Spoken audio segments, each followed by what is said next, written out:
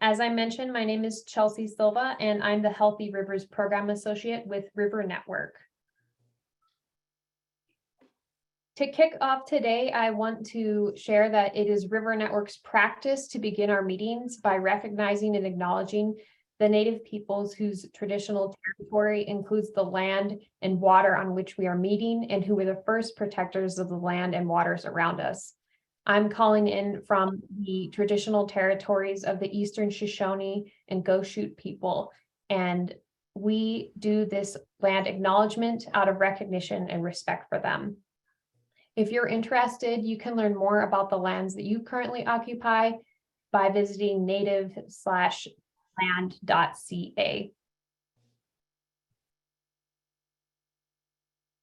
So to begin the meeting, I just wanted to go through the meeting format and ground rules. First of all, we have a lot of people coming in today on our call, and so please stay muted. We're going to keep that format for most of the meeting, but if you have your video and you have stable internet connection, we'd love to see you. So please turn on your cameras if you feel comfortable doing so. Second, the focus of this virtual workshop is an introduction to stream management plans. We're going to try to stay on task in that way, paying attention to this as being our focus for the day. Third, please hold questions until the Q&A and make sure your questions are clear and concise. We really appreciate that, and we know you have lots of great questions, so feel free to type those out and be ready to send those when we get to the Q&A. Fourth, when you ask your question, please type it into the chat. This will make it a little easier for us to manage. And the other thing is that if you have your question typed and we don't get to it, we can then have a record of that, and we'll end up answering those questions after the fact and sending them out in a follow-up email. Fifth, during the Q&A, we're looking for questions. We would love to chat with you and have a more discussion-based conversation. But this is an informational session, so please keep that in mind. We're looking for your questions today. Finally, please be respectful of both time and the diversity of perspectives on this call. We're all coming from different spaces, different backgrounds, and so keep that in mind when you're sharing. In terms of Zoom, if you aren't familiar with Zoom, this on the bottom here represents the tools that you have. Usually on the left-hand side of your screen, on the bottom, you have unmute and mute and start and stop video, so you can use those. You have the chat tool. Let me see here, the chat here tool, where you can click that to open up and see what people are talking about. There's also an X in the upper right-hand corner after you open that if you want to close it.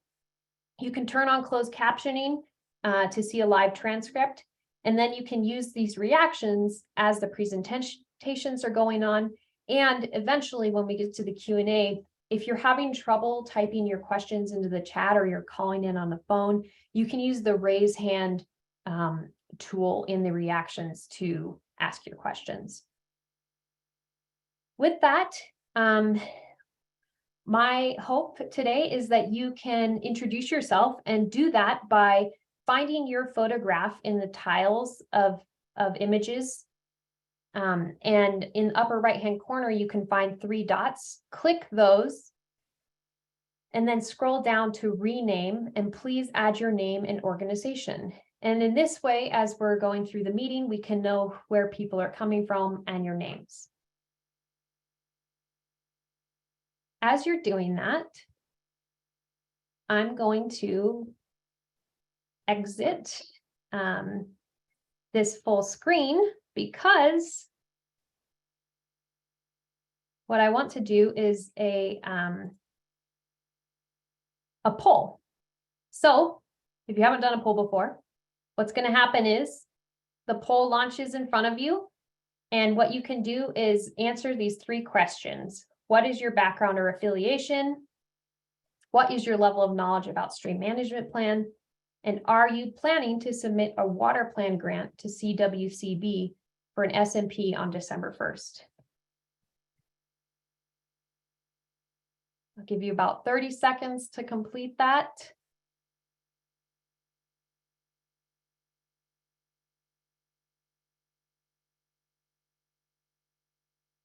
Looks like local governments taking the lead, followed by consultants. Oh, novice is coming in close. Advanced is coming up. So far, nobody is planning to submit a water plan grant. Maybe we can convince you after today to do so. And not everybody answered, but for the sake of time, let's take a look at this.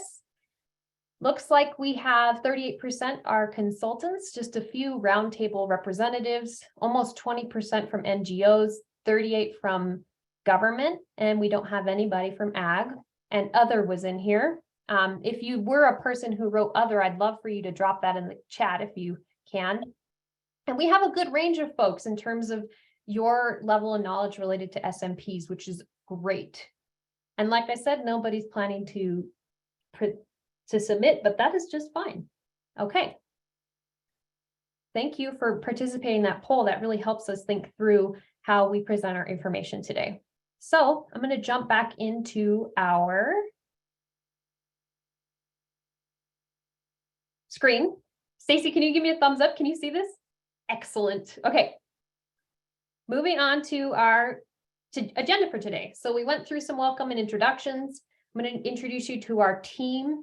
We'll go through the history of SMPs and opportunities. We'll talk about the accomplishments that we've seen for SMPs in the last 5 years. We have 3 of your peers here today to share their experiences with SMPs from the Mancos, South Boulder Creek, and St. Vrain and Left Hand. Thank you so much for being here to share your testimonials. We'll walk through the nuts and bolts of our SMP process, and then we'll talk about outcomes and resources before we jump into the Q&A. So here's our team today. You can scroll through and find these folks. Nicole Seltzer with River Network, Brian Murphy with River Network, Stacy Bowe with Strategic by Nature, and Stacy's helping me facilitate the Q&A today. I'm Chelsea, again, with River Network, Kim Lenberg with Alba Watershed Consulting, Chris Sturm with CWCB, and Stephen Reeves, who's here with us today with CWCB. He's helping us out on a few of our topics today. So with that, Chris, I am going to pass it on to you to launch us right into the history and opportunities of SMPs. All right, sounds good. Thanks, Chelsea. You always do such a nice job with facilitation. I appreciate that and all the behind the scenes work with the rest of the River Network crew and their support team. Again, I'm Chris Sturm. I'm the Watershed Program Director with the Colorado Water Conservation Board. I'd like to say hello to all my colleagues with the CWCB that are attending. Thanks for being here. I am going to walk you through quickly just a couple of slides, and we're going to start with stream management plans. We have a lot of advanced knowledge on this call, which is good. So you guys can correct me in the chat if you think I'm messing anything up. But as you read through the slide here, just a quick history of watershed planning with the CWCB. We've been doing it for many years, since before my time, and I'm hitting my 15-year anniversary next week. We started out doing watershed master planning with an eye towards flood hazard mitigation. And so that's always important to us in our planning, is protecting lives and property. Then around 2005, right before I started, we started to see this nexus with stream restoration, that flood hazard mitigation planning could be done in a way to really support the processes, the ecological processes that connect land and water. And so that's how our watershed health program has evolved. Then when we were working on the first iteration of Colorado's water plan, which came out in 2015, there were many stakeholders that came forward and said, you know, we have all these different uses of water around the state that have identified what their needs are, but we haven't done this for environment and recreation. And so the history behind stream management planning was getting into the 2015 release of the first Colorado water plan and saying that this is an avenue for the environment and recreational community to identify flow needs around specific objectives and environmental and recreational uses. And you'll see that in the third bullet there. So that is what really sets stream management planning apart from other types of planning. These first two things involving stakeholders and doing river health assessments are inherent in a lot of different types of watershed planning, including some planning supported by our friends at the Water Quality Control Division. They sponsor a lot of the EPA 9 elements plans. And if you're interested in learning more about those overlaps, we have some resources that we can provide on that, but I'll discuss that in the next slide, Chelsea. If you don't mind moving to that one. So a big thing is, why do we do planning? How are SMPs, stream management plans, going to position us to compete for local, state, and federal dollars? The CWCB has recently changed our guidance for our water plan grant category of watershed health and recreation, which includes grants for stream management planning. We've changed it so that in order to receive a design or implementation grant, so you've identified a project, you want to design it, get some engineering on it, and then you want to build it.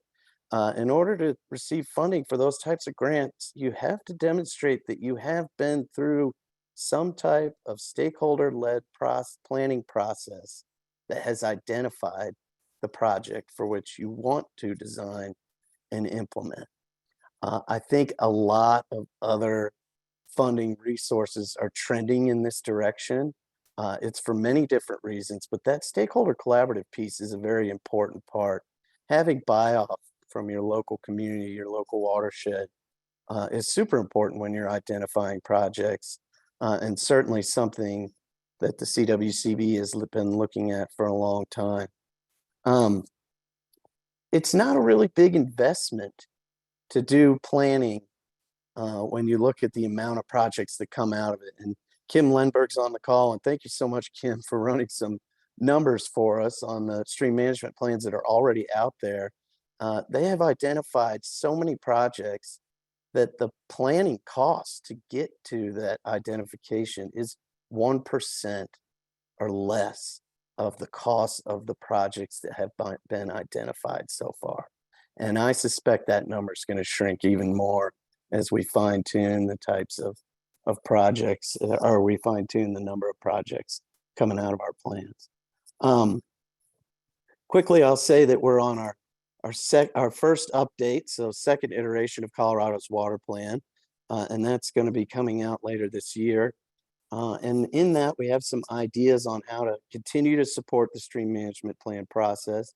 One of those is through a framework for assessing river health, and you're going to hear more about that in a few minutes. And also, we've identified an action item to continue working with our stakeholders, including the river network, to help fill the gaps where we don't have stream management planning going on and maybe don't have the capacity right now with local stakeholder groups to pull it off. So with that, I'll end it. Thank you very much, Chelsea. We can move to the next speaker. Great, thank you, Chris. That's me. I'm Stacy Bowe with Strategic by Nature. I support the River Network team by helping with the peer learning network, which Chelsea will talk more about later, but essentially to support people throughout the state doing stream management plans. So I'm going to talk a little bit about SMP stream management plan accomplishments. So one thing to reiterate is that stream management plans are voluntary processes. And in 2016 to 2021, River Network reviewed what was the progress of these voluntary initiatives throughout the state. There's obviously incentive from CWCB to undertake these planning processes and other reasons communities want to take them on. But we looked at basically the suite of who got funding through CWCB for these plans. And there were, at the time, 26 plans that had been initiated or completed across the state.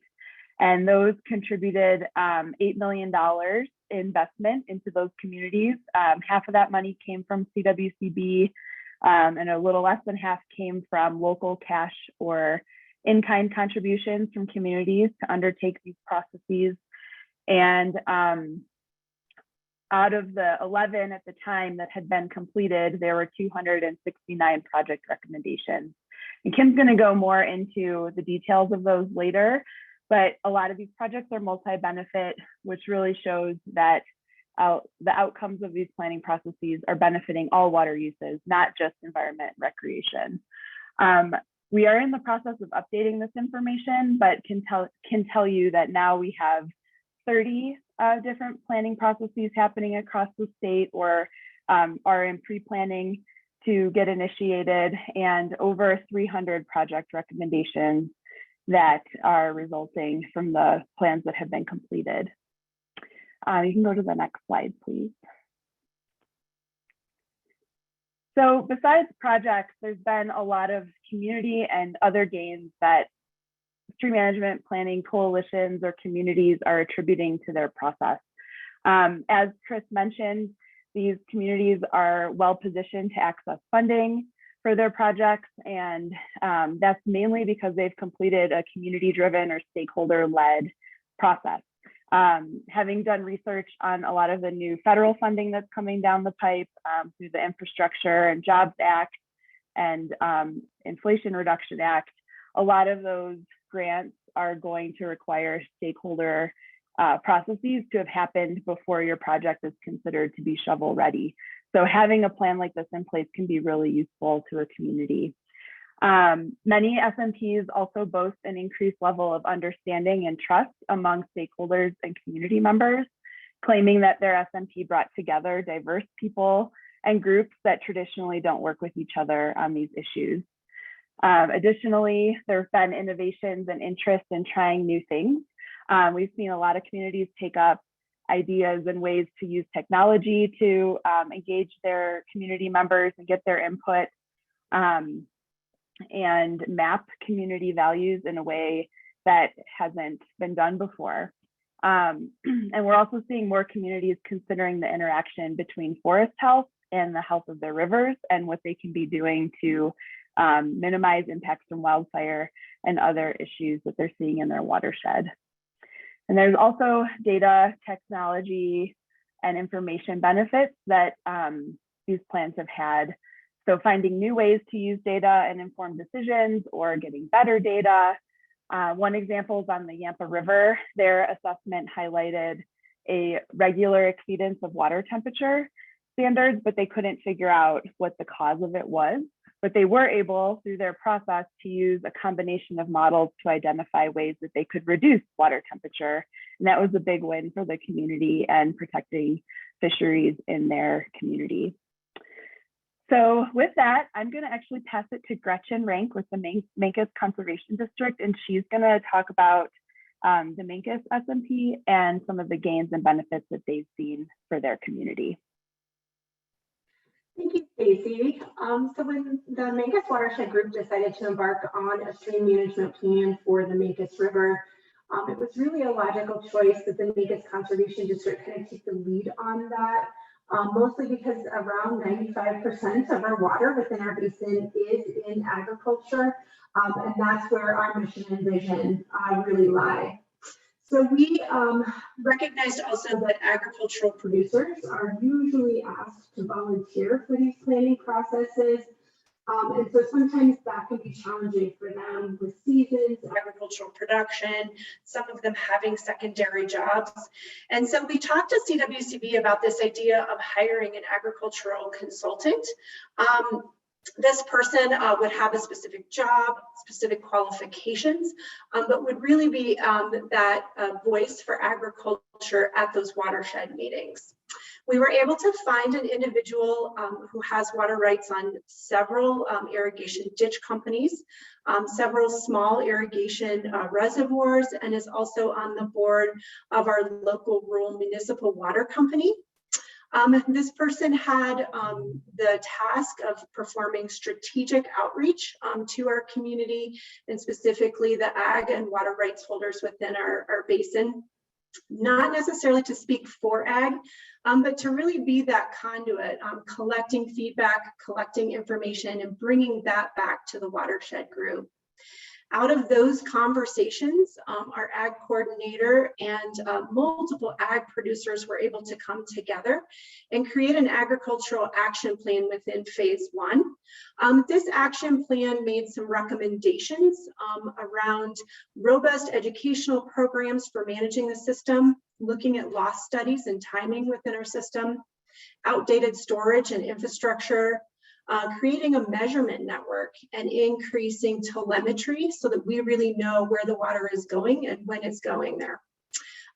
Looking at water pooling options where communities or ditch companies could come together and call for water together to increase those stream flows when we see lower flows or even dry up points. And then looking at options for recharging our upper watershed aquifer and how agricultural production could possibly add to stream flows later in the season when we typically see minimum flows. In phase 2, that has gone to an agricultural committee of 4. We now have 2 co-coordinators and 2 committee members that will be participating again at a deeper level to inform on a written published plan for the Mancos watershed, and then to put some of these agricultural action plan ideas into place and start trying some things out around how we manage our water and how we can increase stream flows, both for environmental, but also for agricultural producers as well. Thank you, Stacy. I appreciate the time to present. Thank you so much, Gretchen.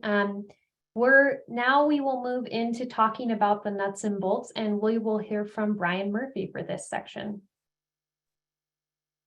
Thanks, Chelsea. Can you hear me okay? Yes. Okay, great. All right. Good afternoon, everyone. I'm going to go through, I don't know, 10 or so slides that hit on the nuts and bolts of stream management planning. And some of these slides continue to evolve as the stream management planning process kind of grows and matures. So we'll touch on a few things, but overall, it's just to really help participants understand the basics for designing an impactful stream management plan. And this graphic that you see on the screen gets to the overall process, starting at the top with get started, and then goes around the wheel. And we'll have a chance to go through a little bit of the details associated with each of those steps. So we won't get into a lot of detail, but we'll note at the bottom of the slide, you can see the location, the website, coloradosmp.org, nuts and bolts that you can go to and get much more information on each of these steps. So next, Chelsea. So the basic questions that we're going to cover during this presentation, and really that this planning process wheel that you see in front of you are really asking these specific questions. I'm going to start with who is leading the SMP, and that really is at the front end of the get started process. Next slide. And really the leadership of the SMP is a critical first step in that overall process. It really sets the stage of who's leading what elements, who has the capacity to take on the stream management planning process, and really are there existing structures in place and even opportunities to engage the Basin Roundtable. And then some links to the leadership really focuses also on the outreach process that we've talked to some about already, and the engagement with stakeholders. And then will there be a technical team that's involved? And that SMP leadership really helps set the stage in making sure that all the correct players, the right players are at the table, as well as what technical team is needed to potentially do a river health assessment. Next slide. So moving from the get started into the define purpose and scope, you can see that there's 4 questions that really fit under that specific step. And what is the motivation, which is a very foundational type of question to ask, and it's really important because there are different motivations: geographic focus, goals and tasks, and then who's involved and how. And so I have a few slides on each of those. Next. So the planning motivation can really be 3 different types. Is it anticipatory, reactionary, or explanatory or exploratory. And what those means, are you anticipating, doing some work or identifying projects? Are you reacting to something? For example, coming out of the 2013 floods, stream management planning, and even just overall watershed planning really became a reactionary aspect. And then exploring, are you trying to get a better understanding of what might be going on in your stream or in your watershed? And those may guide the different stakeholders and potential funders. And it also may change over the course of the planning process. You may start out in this exploratory phase, and then you have a wildfire or you have a flood, and so you pivot into more of a reactionary. Really, the baseline piece of this is trying to have a better understanding of what's happening in your stream. Next slide. The geographic scale is something that has really come to the fore more recently, is considering what scale this should be done at. Are you looking at a full watershed scale, or the reach scale, or the channel scale? And really, most of the stream management plans tended to focus on that reach scale, or if you will, the corridor, and looking at maybe 10 to 100 miles of stream. We've seen some planning efforts go as much as 400 or 500 miles of stream length, and that tends to just be overwhelming, particularly when you're looking at very different types of conditions like flow and fish habitat and riparian health. So getting a good understanding of where the geographic focus is, and that scale, is a critical first step in defining the purpose and the scope. Next slide.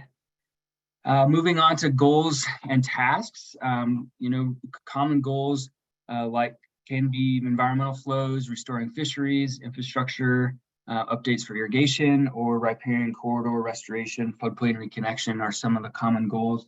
I just clipped out the goal statement from the Crystal River Management Plan that explains ultimately what the SMP leadership and the stakeholders identified as their specific goal. And you can see that it has multiple aspects or facets to it, and really gets to multiple benefits as well. And that stakeholders or the goal setting is really done by the stakeholders and or the community that might be involved in the stream management planning process. And this is also a point where you would decide, are you getting into the consumptive uses? Are you including the ag, the more of the agricultural uses of water, and not just considering recreational and environmental flows? The SMP is a focus on environmental and rec, and the IWMP, or Integrated Water Management Plan, goes more into the consumptive uses and considers that agricultural pieces. So again, where you would be defining those, the purpose and the scope is at that stage of making those decisions. Next slide. And then really, there's also this engaging of the stakeholders that starts out as you're getting the SMP off the ground, or at least considering what the scope might be for it. And this gets at who's involved and how. And you're identifying those stakeholders. You may be looking at hiring a neutral facilitator, as Mancos described, the example described. And then you're really setting out these expectations, decision-making processes, and the authority of who's making ultimately the decisions. If it's consensus-based, there's, at the end of the day, still needs to be someone, whether that's a watershed coalition, local government, watershed coordinator, that's making some of the final decisions related to maybe the type of assessment that's going to be done, or project identification, so on and so forth. So we do encourage that leadership team meets regularly and provides oversight of the different tasks, and also developing a community engagement plan. You can see the example here from the city of Steamboat that really lays out the process for engaging the stakeholders and the local community. I've seen multiple stream management plans that have put together a community engagement plan at the front end of their process to really be transparent about how they're going to go about engaging with the community and getting their input and feedback on the process. Lastly, on this slide, it's not a secret that stakeholder involvement is hard and it takes a lot of time. So be sure to build that into your budget for robust stakeholder engagement, and anticipate some difficulty or difficult conversations. So We like to say it's better to have more money than you need than not enough. Going back to the well multiple times to Chris, it can be, Chris is very open to conversations about funding, but I think understanding at the front end that it's not just the technical aspects, but really the aspect of community engagement can take time and money to do that. Next slide. So as we move from the defined purpose and scope into the assessment component of it, stream assessment or river health assessment, the question is, what is analyzed, or what data are we going to collect and how are we going to evaluate it? And I'm going to turn the next couple of slides over to Stephen Reeves to talk about the Colorado River Health Assessment Framework that is CWCB is putting together to support this question. Thank you, Brian. So we're getting to the question of what is river health and what is a river health assessment. So river health is a means to provide reliable data, to go out, collect. It requires different methodologies, different procedures. But what CORAF is doing, Colorado River Health Assessment Framework, is it's trying to put some guardrails on this discussion. Because as Brian mentioned, the stakeholder engagement is very crucial. It's also very time consuming. So when we have the stakeholders at the table, this has been seen over the years as kind of a stumbling block. People can get held up in this area right away and spend a lot of time on it.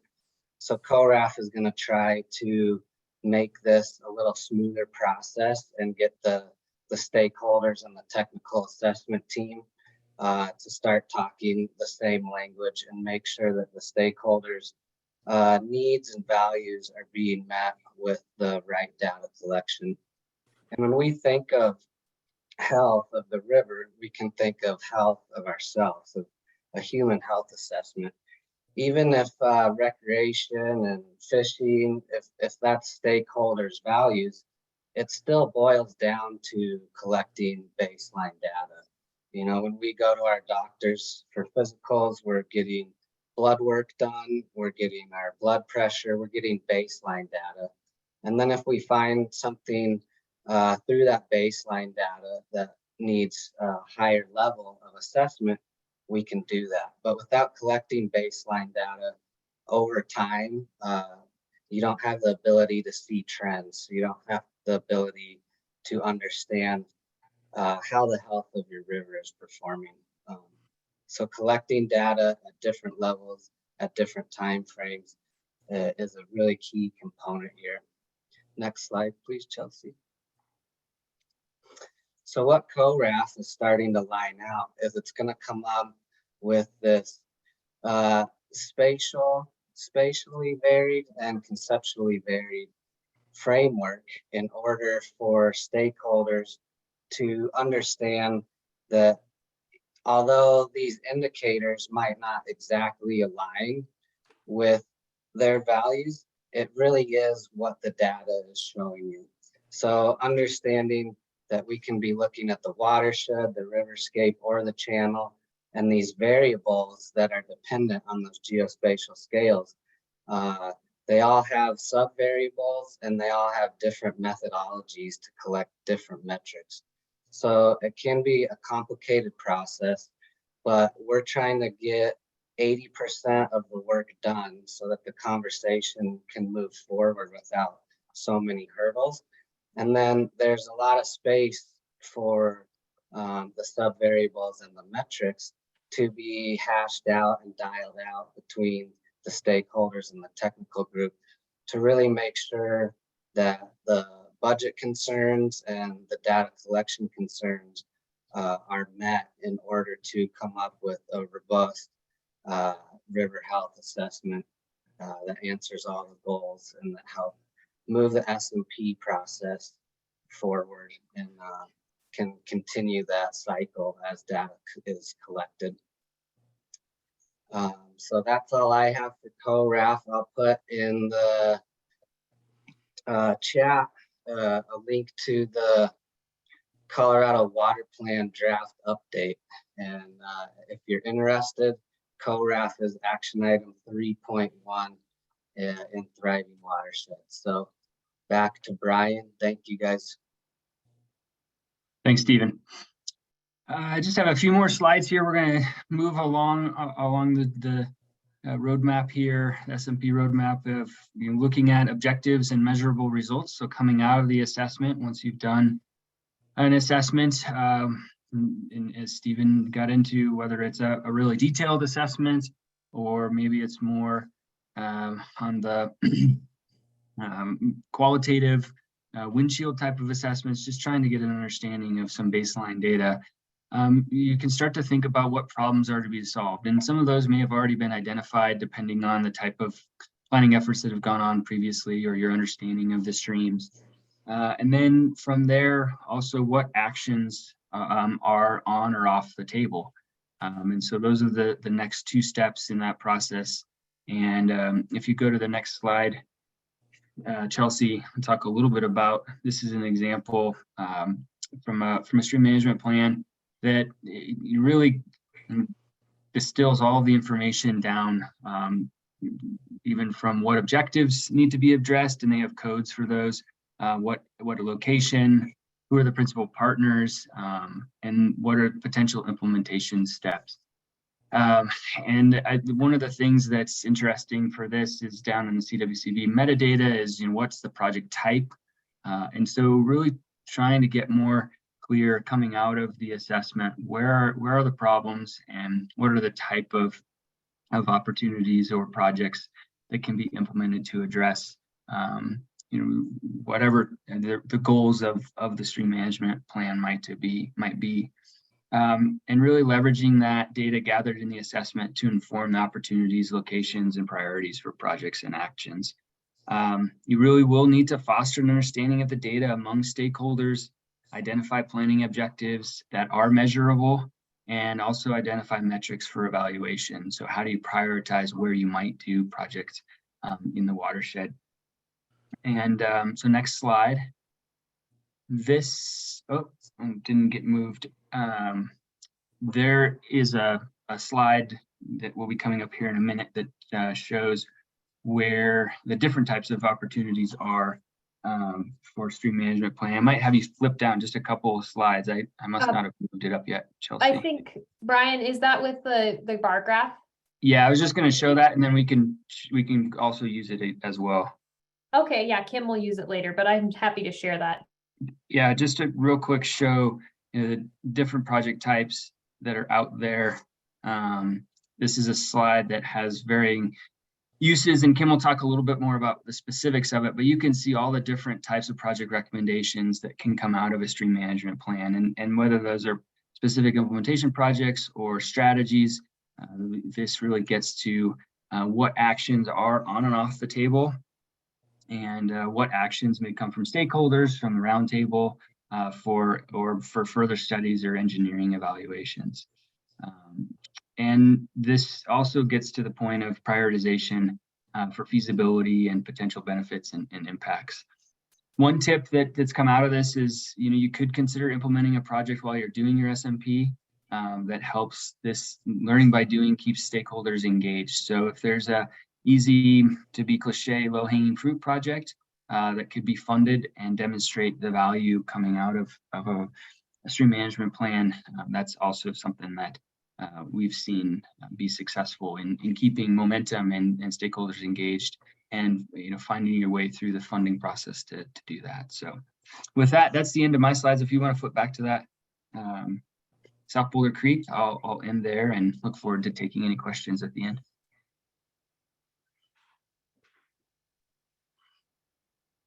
Gary, we would love to hear from you on the South Boulder Creek Stream Management Plan. Thanks, Chelsea. Actually, listening to all the speakers so far, everything they said, I thought, oh, we did that. I want to talk about that. But you won't let me, so I'll talk about what's on the slide instead. So South Boulder Creek is kind of an unusual candidate for a stream management plan. The study area we worked on is 9 miles from just upstream of El Dorado Springs to the confluence with Boulder Creek. And the map that's partially obscured in the upper left corner shows in that 9 miles, there are 17 diversion structures, some of them going to multiple ditch companies. And we have urban subdivisions, suburban mansions, and pasture land. And we get very low flows. We have dry up spots almost every year, but in the lower right corner, you can see that we have lots of flow sometimes. And so everything we do, we have to consider flood impacts. Everything that we build has to be stable under flood conditions. And we have to make sure that we don't have to go back and rebuild everything after the flood is done.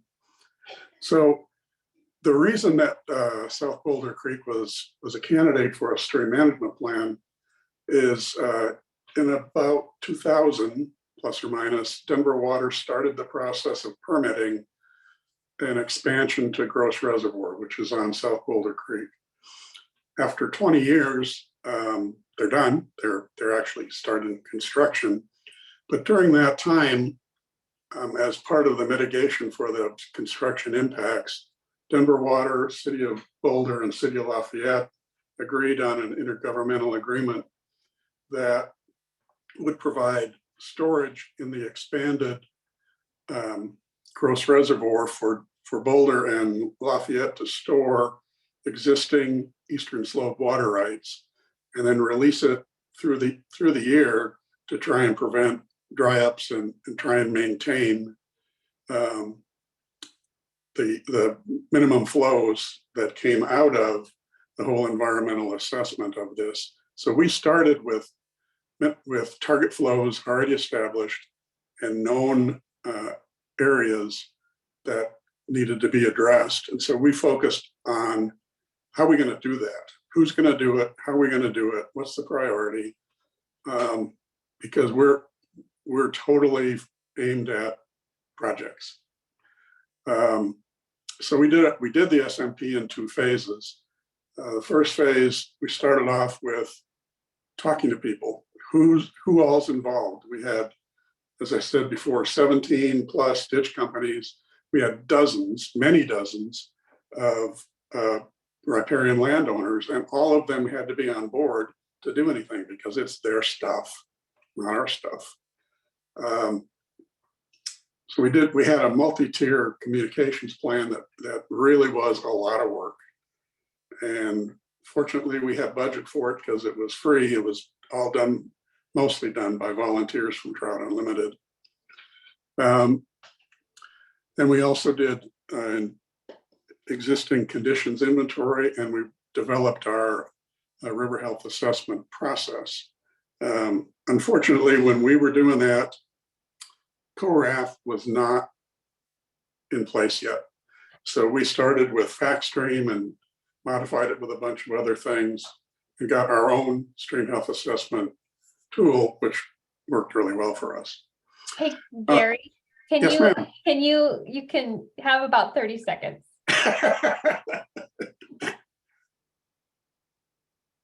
So I'm sorry, I was laughing when you asked me what I was going to do. Oh, no, you have about 30 more seconds and then we got to move on. Sorry. Holy smokes. Okay. So then phase 2, we actually did the RHA. We defined the structure modifications, and our report is complete, and part of it has been submitted already. So the recommendations for the RHA side, you can see on the screen landowner stuff for the structural modifications.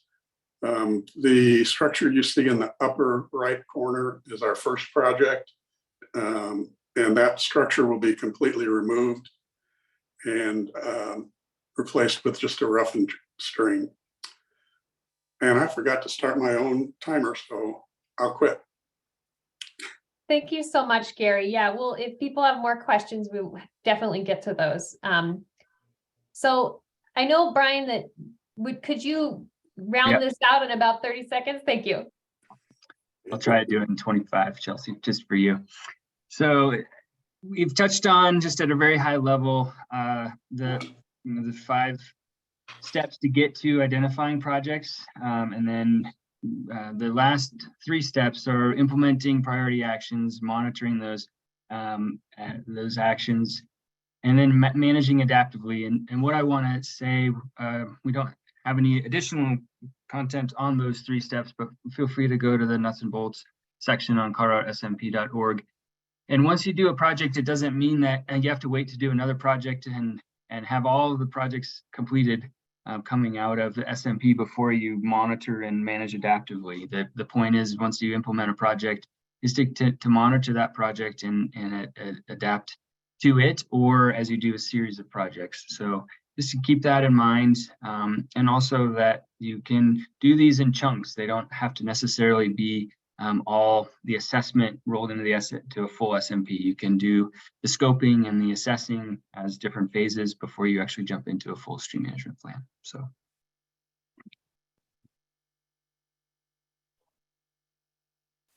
All right, I think I'm up. Thanks, Brian and Chelsea. I am just going to talk a little bit about some outcomes that come out of stream management plans. So CWCB and River Network have developed a tool called the Outcomes Tracking Tool to track the different projects that emerge from stream management plans.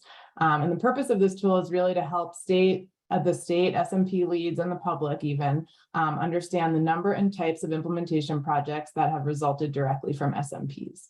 So once a stream management planning process develops a list of recommended implementation projects and submits a report to CWCB that includes that list, the SMP leads are then asked to complete a user-friendly form online that documents each of the project ideas, along with some ancillary information about each project. For example, the project type, a project proponent, the project status, funding sources, and other information like that.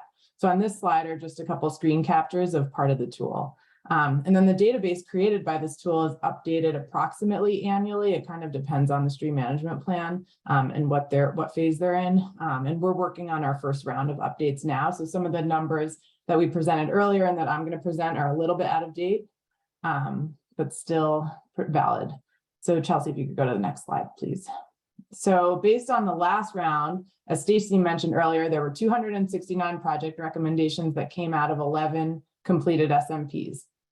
Our current database now has like 30 SMPs, and then some of the 26 or some of the 11 have more projects than they had originally. And so now the database has well over 300. It's like 330 projects or something like that. And then the types of projects that come out of SMPs can really run the gamut, like Brian described earlier. They can range from shovel-ready stream restoration or riparian vegetation projects in a discrete location to something like the creation of a long-term renewable funding source for future work in a particular basin. The plot on this side shows a list of 24 distinct project types that we have in the tool, and it's ranked by the number of each project type that's currently in our outcome tracking tool database. So as you can see at the top is diversion reconstruction, followed by data collection and monitoring, stream restoration, and then outreach and education initiatives. The majority of the project ideas emerging from SMPs have multiple benefits, so they would fall into more than one of these categories. But to be clear, this plot just shows the primary project type. So there's just one main one for each project, and then it has a couple ancillary ones.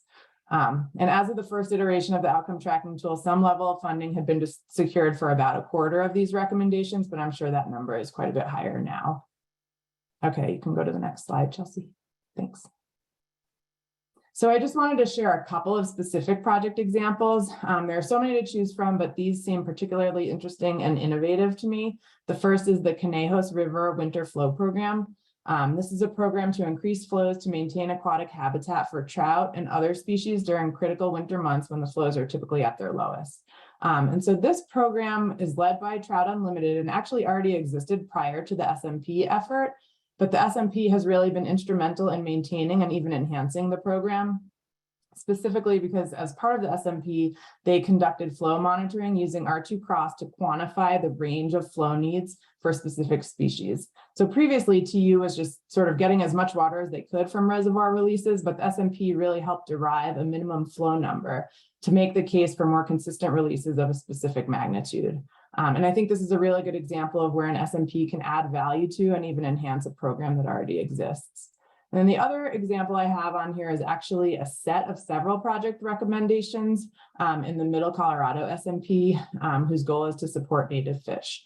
These are projects that aren't yet funded and don't necessarily even have a project proponent, but they're like a brainstormed list, a brainstorm set of creative ideas. And like the project snapshot that Brian had a couple slides earlier, they have details about budget, scope, potential lead entity, and all sorts of other information that an organization can have available if and when they want to move forward toward implementation of a specific one of these projects. These are actions like developing best management practices for gravel pit reclamation, a citizen science program that uses angler information to report non-native fish populations, targeted outreach to streamside landowners who have stream adjacent ponds, and ways for them to limit reproduction and spread of non-native fish, incorporating fish passage into diversion structures and other ideas. So those are just two that I thought kind of stood out in terms of creativity. And then my last slide, if you wouldn't mind skipping, thanks, Chelsea.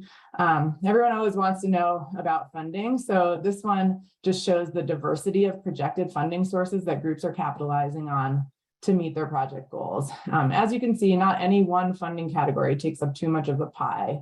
Examples are obviously state and federal sources for grants, also local sources, local government sources, water districts, conservation districts, nonprofits, local landowners, local businesses. You can see the other ones all around this pie chart. And we know based on what Chris and Stacy talked about earlier that there's lots of funding available through the state and through the feds. And next, right after me, Scott's going to talk about an example about an innovative way that funding streams can also be used at the local level. So I'll turn it over to Scott. Thank you.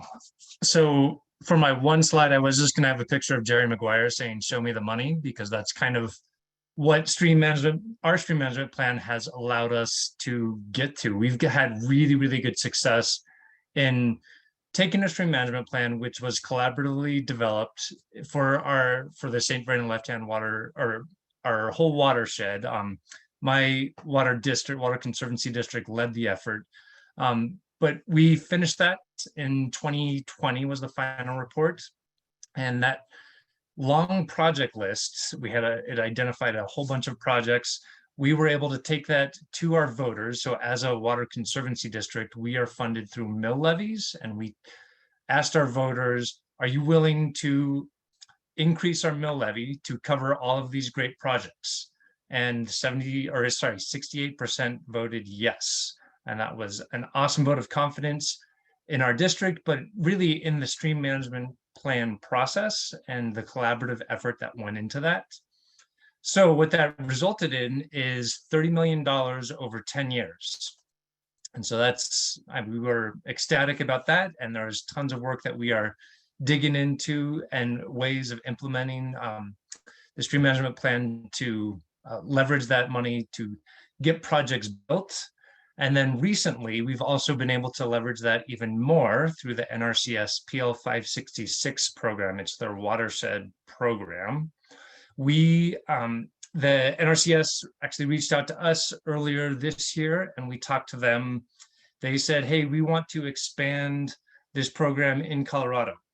We're looking for projects that have identified projects through a collaborative process and a sponsor that's ready to go with matching funds. And because of our stream management plan and because of our 7A ballot question, we checked all those boxes. So we were able to, we've been in conversation with the NRCS, and we have started the application process for the PL 566 funding. We are going big and asking for $240 million in projects. We might get a little less than that. We'll see how it all comes out. We're right in the middle of like the feasibility investigation process. But even if we get half of that or a tenth of that, we're leveraging the dollars that have come through the SMP process to actually get projects built. So really excited about all of it. That's all I have. Thank you.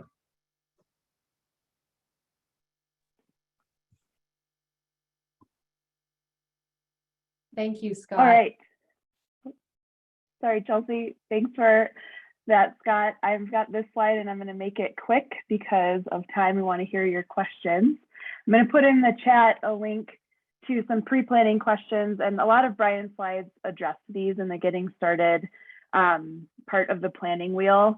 But if you're wondering, what do I do? How do I get started if I think this might be something that's a good idea for my community? A couple of the big questions to ask initially are, what are the acute or chronic problems that you think planning can address? And go talk to your roundtable, start talking to people and see if a stream management plan would support the already identified basin implementation planning goals that your roundtable has. And also just look around on the website.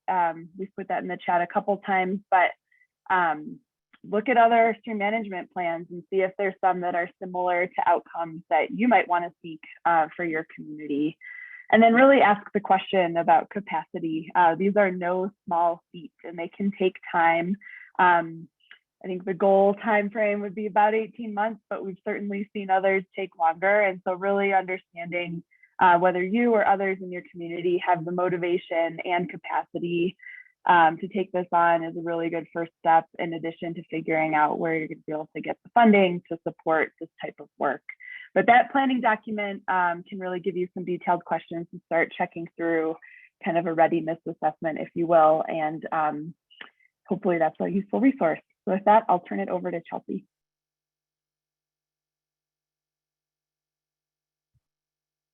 All right, thank you so much, Stacy. So I just wanted to go through some resources before we jump into the Q&A. We've been talking about this website a lot, coloradosmp.org, and we encourage you to visit this site to explore more information about everything we've talked about today. So we have a page dedicated to SMP 101 where you can learn more about what we talked about. We have a page dedicated to existing SMPs where you can learn about how other groups have done their processes, how they've funded their work, and where they are in the state. There's an SMP nuts and bolts page, goes much more into detail, shows case studies and examples of all the work that Brian discussed. There's a page dedicated to the SMP progress that's been made over the last 5 years, and put together a memo to show what's been done so far. So be sure to check that out if you're interested in the progress that's been made. We also have a page dedicated to SMPs in agriculture. We know that agriculture is key and important to Colorado's economy, and it encompasses a lot of the landscape, and we need agriculture at the table from the beginning. And so this provides an example of different organizations, different agricultural players who have been involved in SMPs and their experiences and some of the benefits that they've seen from participating. And then we also have our community and learning page. And this is where you're going to find other events like this one, where we bring people together who are working on SMPs to learn. So we do in-person workshops, we do peer calls, we do virtual workshops. And so you can find all of those that are upcoming on that page, as well as recordings and materials from past events on the page. Finally, in terms of funding, CWCB, as we've been talking about, has funding available to embark on an SMP process. And they recently changed the way that they structure that. They're now available, funding for this is now available through their water plan grants, which are due July 1 and December 1 annually. You can find more on their webpage, and we can drop that link in the chat. And then also you can learn more about that on that SMP website.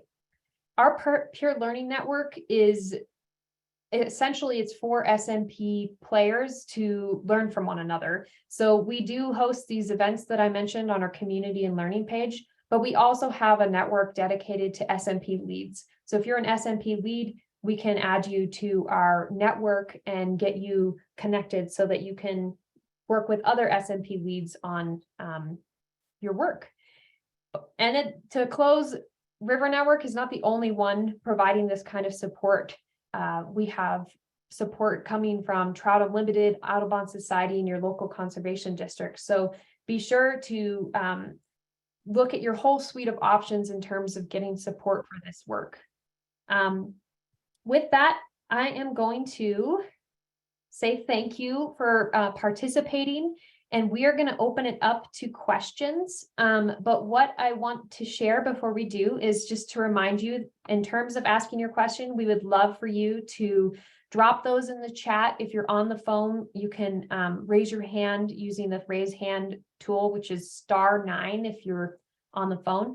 And just be respectful and clear and concise with your questions. You know, this is an informational session, so we're just hoping to share what we can with you. So with that, I will open it up to questions, and Stacy and I will monitor the chat and see what you all have to say and share. Thank you.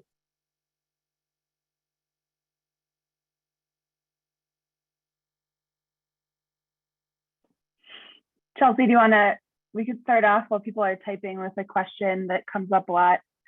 And I know that Tammy's not here, but maybe Chris could answer, is how does this plan or these SMPs relate to drinking water or water quality? Boy, Stacy, you didn't start me with an easy one. I wish Tammy was here because there are a lot of overlaps between the 9 elements plans and stream management plans. And I can't get into the specifics of it, and I don't want to put Andrea on the spot, but I would encourage anybody that's interested in marrying the 2 plans together to reach out to Andrea Harbin Monahan, who's on this call, works for the CWCB, because she's been coordinating pretty closely with the Water Quality Control Division on where the overlaps are and how we can do some more outreach to connect folks to both planning types under one umbrella. Thank you, Chris. It looks like we have a question in the chat from Lucas. Is there overlap between SMPs and stream quantification tool, SQT? As far as I know, there isn't. The SQT is a tool used by the Army Corps of Engineers for 404 permitting. I could see that projects identified through stream management planning once implemented may be subject to the stream quantification tool, but there's no direct overlap. Yeah, Chris, I'll just add on that some of the assessment methods, even though SQT says it's not an assessment method, it has ways of measuring stream function. So, you know, as Stephen talked about with CORAF, it's a framework intended to provide some direction around metrics. If there's a need or interest to apply some of the metrics from SQT, that could be an avenue. You know, that could be a link, but as Chris said, there really isn't a direct connection with the stream management planning process. The SQT is much more applied to a project that's going to be implemented and required for permitting. Great, thank you. Nicole Seltzer dropped a great question in the chat. How can you connect up with people in your area that have already done SMPs to learn more about their approaches? I think there's multiple ways to go about this. And Stacy, if you have things to share, please share those. One is to use that website, the coloradosmp.org, to visit. There's an interactive map where you can look at existing SMP projects and you can kind of see who's doing what in that area. You can click on that interactive map and you'll find project summaries for each of those SMPs. And in those, you can find the contact information for those leads. Another thing you can do is contact us. You can contact me at River Network and we can add you to our, if you're involved in SMP, we can add you to our peer learning network, which is an email list that allows us to share resources and communicate with each other. It's hosted on a platform called Mobilize, and it's an interactive way to stay in touch online, both with people nearby you, but also across the state. Anything to add, Stacy?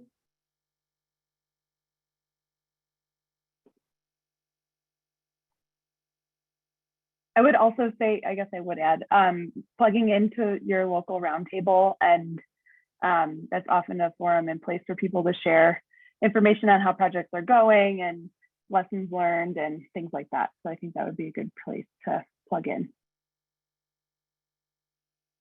Great, thank you. We got a chat Question from Ed Millard. How many SMPs use Brian Reichter's environmental rec flow tool to set minimum flow targets? Or what tools are used to set minimum flow goals? Great question.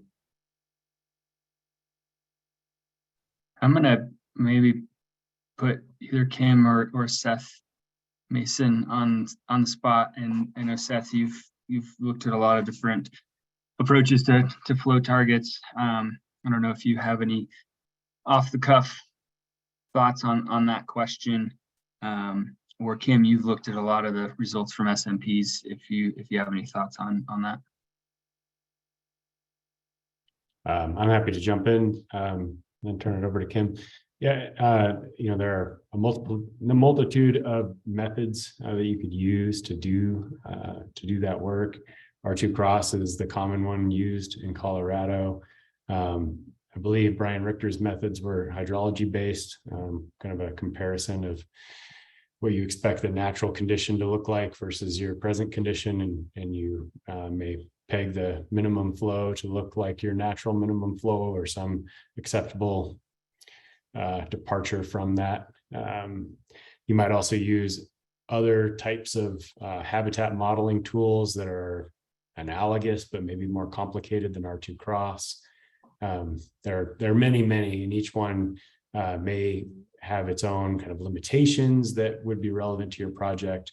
They're going to give you different types of data. Some are threshold setting methods. Others are look more like an ecosystem response functions. They're not going to give you a binary, above this is acceptable, below is not. They're going to give you a curve, and you've got to decide where you want to be on the curve. So not an easy answer, but there are lots and lots of methods out there that you might use. Thanks, Seth. I'll just add on a little bit to that to try to answer the question of how many. I don't have a specific number for you, but I would say a general answer is not many. I think something that CWCB is interested in is getting more stream management plans interested in looking at kind of flow ranges or flow recommendations. But right now, not out of the 11 to 13 stream management plans that have outcomes in the outcome tracking tool, there's only a handful. I think it's like 6 or 7% of them have environmental flow targets or recommendations even looked at.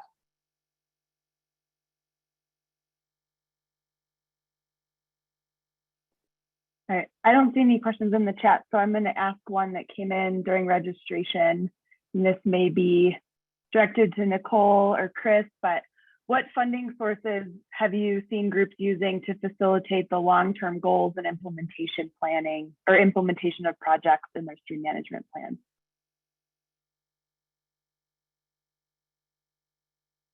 I can start, and then Chris, if you have other ideas. I think Kim showed a graph that gave the very large distribution of different kinds of funding sources. And in some ways it's really site specific. So if you've got an implementation project that you're trying to implement in your community on your river, you are going to be talking to probably your county or the municipality. You're going to be talking to the conservation district. You're going to be talking to the water conservancy district. If you're on the west slope, maybe the river district. And then there are a lot of state funding programs that can be available depending upon the kind of project. So if it's a floodplain mitigation or climate resiliency and wildfire project, there's one pot of money that's available. If it's like a stream health, there's another pot of money. And then there's NRCS and Fish and Wildlife Service and the Forest Service and reclamation from the federal level. And I mean, there are so many options. And I will say that one of the things that is valuable with this alphabet soup of funding options for implementation is having some people in your basin or being able to connect with somebody that really does understand the funding sources. And so if you've got a watershed coalition in your basin, start making sure that they're educated on all the different funding sources and that they're able to to kind of figure that out, maybe go hire some grant writing assistance from somebody that has this information already in their head, because it's a big lift to develop the knowledge about all the different kinds of funding that are out there and the different application deadlines and matching requirements. And it's a pretty, like, just getting an understanding of how to package up the funding is hard. And so having some people locally or paying someone specifically for that can sometimes be very valuable.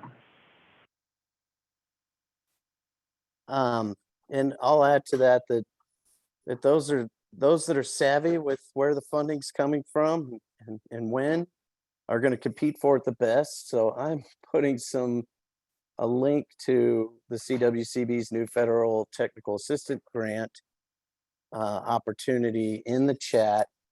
I encourage you guys to check this out. There's a lot of federal money coming through. It's kind of confusing which agencies are going to be managing it, when's it coming, how much is Colorado getting.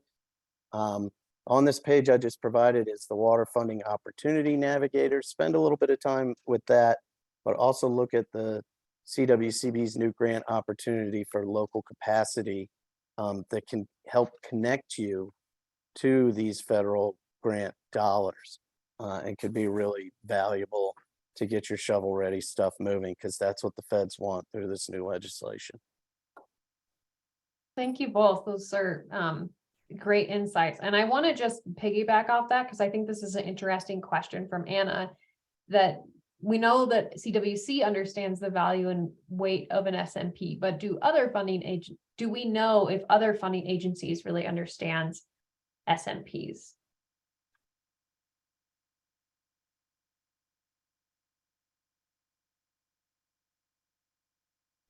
Sorry, Chelsea, if that was for me, I got off track because I was looking at Oh, that's okay. Ed Miller's question in the chat, and I just want to address that one before we run out of time.